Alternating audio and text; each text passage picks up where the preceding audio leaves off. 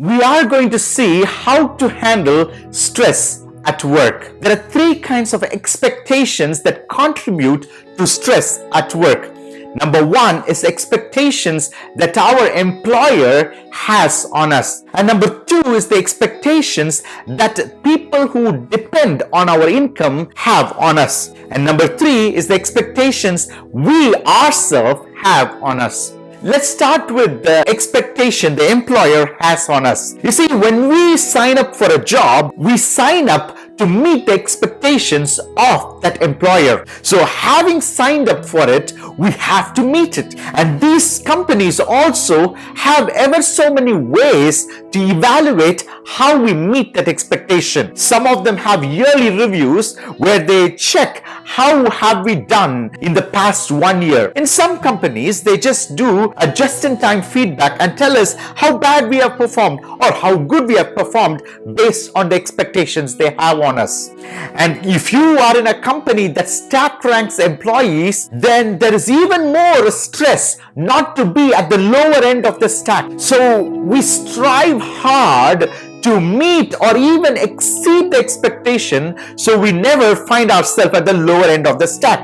Now, God forbid we are at the lower end, then we are labeled with ever so many labels such as underperformer, inefficient, incompetent, and so on. This puts an intense pressure or stress on us. Now, given that we have signed up for this expectation, the only thing we can do is handle the stress that comes out of this expectation. The way I handled this stress is by having people around me to constantly counsel me in the way I have to go. When I faced intense pressure due to expectations at work, a friend of mine constantly reached out to me and guided me on the next step I have to do. In your life, it may not be a friend.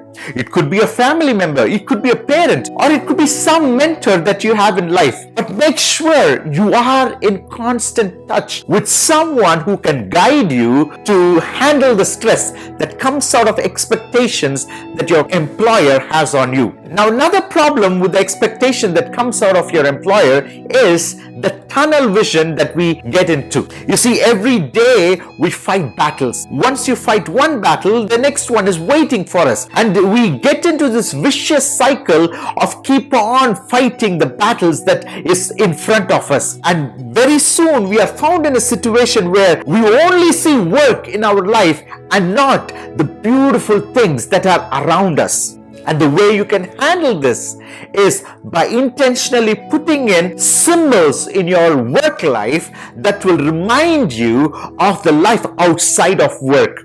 It could be pictures of your kids or your wife or a husband that you can put on your desk. Or it could be sticking the drawings that your kids have done on your office room. Or it could be a habit that you put in your life to go on a date with your wife. Somehow add symbols in your life that will remind you of the life outside of work. The second type of expectation that causes stress at work is the expectations from the people and community that's dependent on your income. It's easy to face stress when nobody is dependent on your income and it's just you who are impacted. But what if a family is dependent on you? What if your children need the money that you are bringing in for their education, for their food? You see, at this moment when people are dependent on us and when we are in a situation where we will lose a job, that brings fear on our minds. And this is a dangerous stress because it can cause physical harm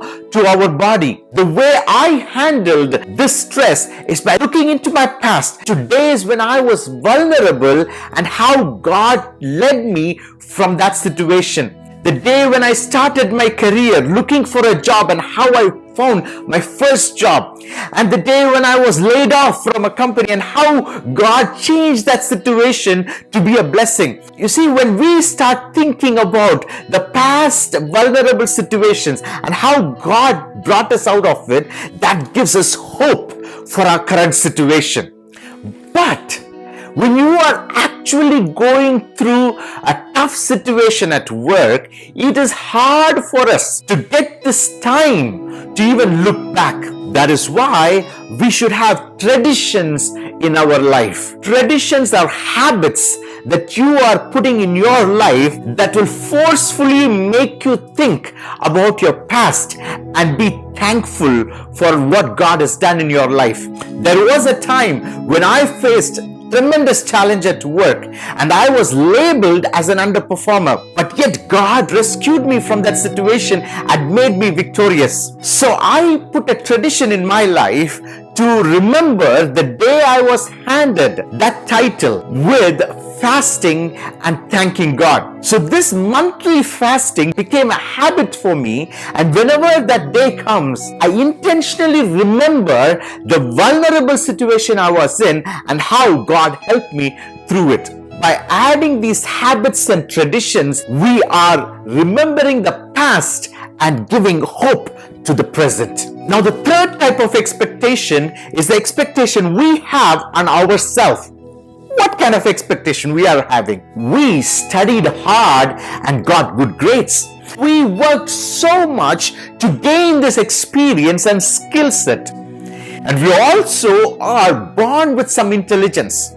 So given all these qualifications, we expect some respect to be given for who we are. And if that recognition is impacted either because of our performance or because people have not realized who we are, then we go through stress at work. The way we can handle this is by removing the me from this equation.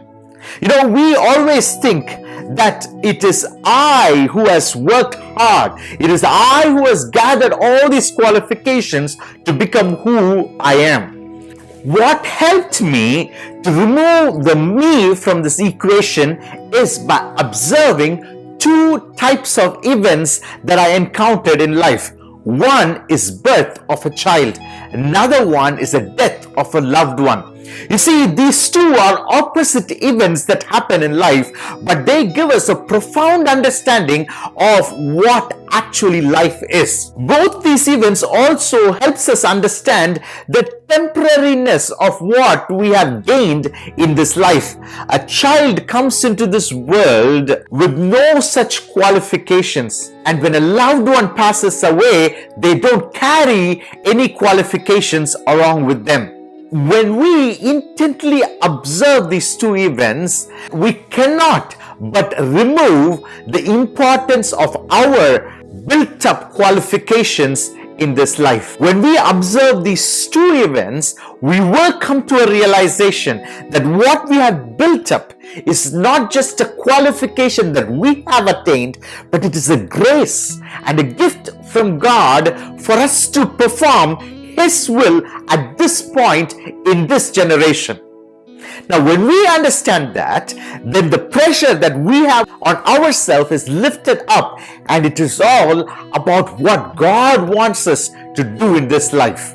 So we saw today, to handle stress at work, we need to handle three types of expectation. Number one, expectations from your company, and the way you handle that is by having counselors by virtue of friends or some kind of a mentor who can always counsel you how to handle the expectation from work. And number two is to add symbols in your work life to remind you of the life outside of work. And number two is expectations from your dependents. And the way you can handle that stress is by adding habits or traditions in your life that will remind you of the past victories that you have faced and which will give you hope for your current situation. And number three is the expectations that you have on yourself. And the way you can handle that is by removing the me out of that equation. And the way you can do that is by observing birth and death and learning from those two events to apply in your life. Hope this gives you tools to handle stress at work. And I wish you all the best to apply them in your life and lead a stress-free life at work.